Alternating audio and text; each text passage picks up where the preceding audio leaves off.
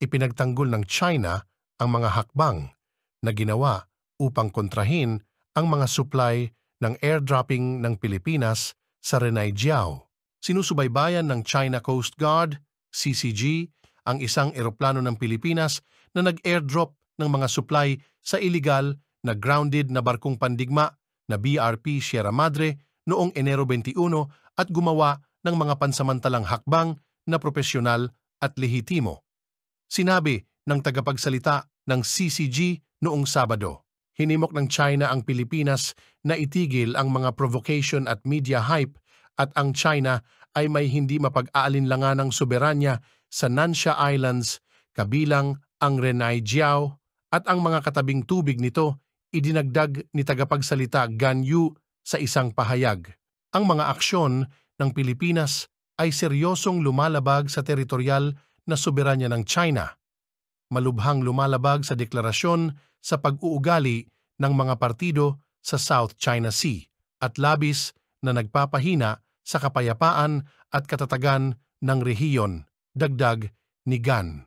Ang CCG ay patuloy na magsasagawa ng proteksyon sa mga karapatan at mga aktibidad sa pagpapatupad ng batas sa mga tubig sa ilalim ng jurisdiksyon ng China alinsunod sa batas at determinadong pangalagaan ang pambansang soberanya at mga karapatan at interes sa dagat ayon sa pahayag.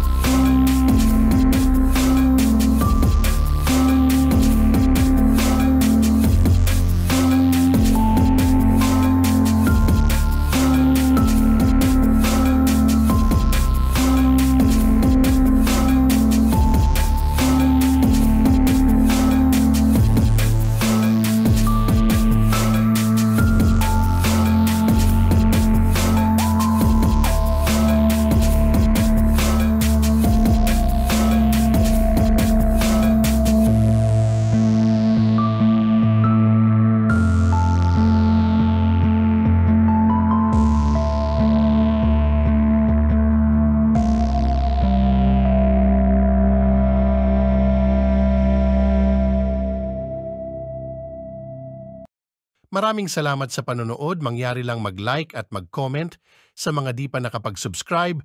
Kung nais mo pa na mapanood ang mga video na katulad nito, subscribe mo na yan. Maraming salamat po.